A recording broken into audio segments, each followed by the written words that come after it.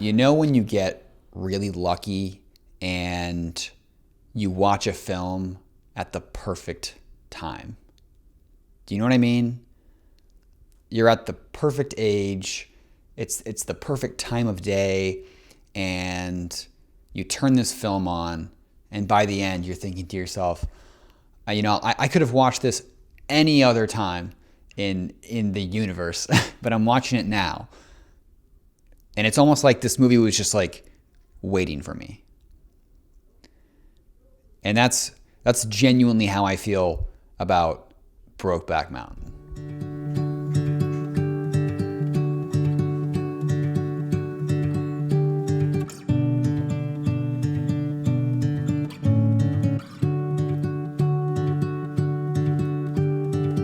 I don't like being on my own. I could use someone to hold. And I've been trying to fill the void, but my bed is getting cold. Cause I don't have you, I don't have us, at least not anymore. Brokeback Mountain. Two cowboys with wives and kids go to the mountains to bang. So Brokeback Mountain came out in 2005. And at that time, I was a 14-year-old. I wasn't ready for the depth or complexities of a film like Brokeback Mountain. So fast forward 5 years, I'm a freshman in college. I just moved all my crap into a dorm. I'm 19. I'm still closeted. I have a very strong urge to make out with guys. So that's how I know I'm gay. Do you guys remember when Netflix had DVDs? I had DVDs coming to me from Netflix that I chose on my laptop, and I paid $7 a month for it.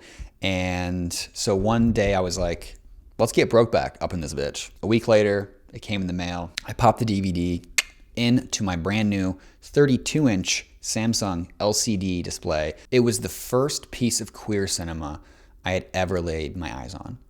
And being a closeted gay man, watching two seemingly straight cowboys in 1960s Wyoming make love in a tent, it's pretty exciting. It's pretty exciting stuff. The time in which I watched that film couldn't have been more perfect for where I was in my life.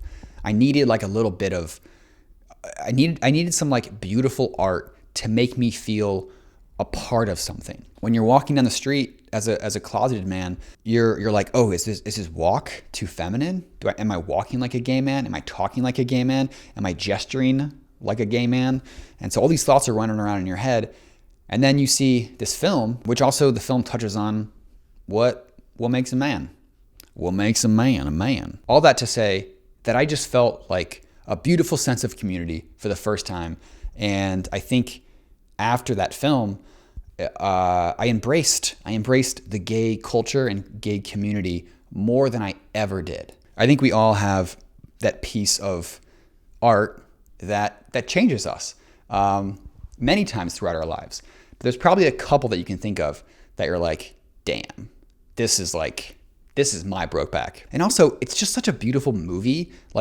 There's this scene where Ennis, played by Heath Ledger, was kind of pouting on this hilltop.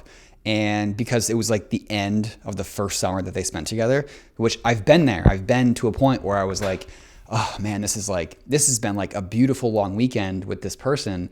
And now it's going to be over on Sunday. It's just really this hyper concentrated point where you're just like, is life over? I just say goodbye to this person. Is life over? Jake Gyllenhaal comes over. He's playing the character of Jack Twist. Also the greatest name of all time, Jack Twist. Cool, very cool. He comes over and lassos Ennis, and behind them is just this expansive mountainscape. It's just beautiful. Even if you don't care for the story itself, which I don't see how you couldn't, it's just a beautiful film to look at. And by far the most quotable line out of the entire movie, Jack says to Ennis in one of their many heated arguments, "I wish I knew how to quit you." I wish I knew how to quit you. Why don't you just let me be, huh?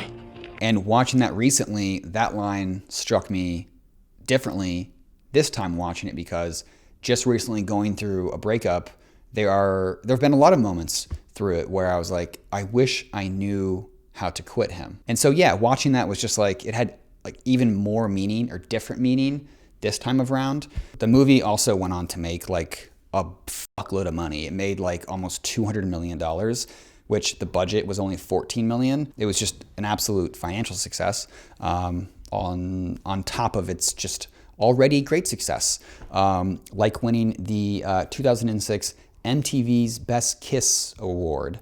Looking at that kiss and rewatching that kiss today was just another heavy piece of that film to watch, because Jack basically shows up at Ennis's house, haven't seen each other for years, and they have like this big hug, and then they look at each other and they're like, we gotta fucking kiss. Like, I don't give a shit. Ennis looks over his shoulder to make sure no one's looking, make sure his wife's not looking, and they have like this beautiful makeout moment. Again, I've been there where I've been in public, and I just sort of did the double take before I touched my partner or I kissed them, because you don't want to do it around any unwanted onlookers, which I think is kind of unique to the queer experience.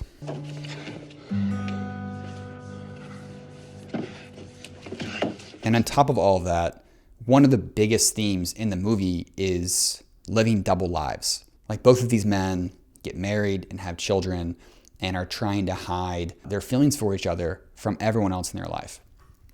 And again, I've been in that position where even my best friend Donnie, I was talking to a guy around 19, 20 years old, and I called him Kara. To everyone else in my life, this individual's name was Kara.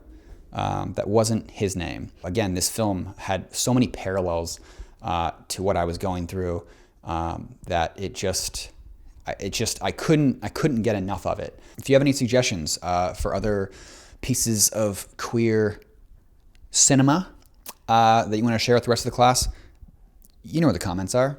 Get down there. I don't know if this is the end of the video, but it is the end of this segment. If I don't see you, I love you, and I'll see you in a bye. Kisses to you, and have a good one.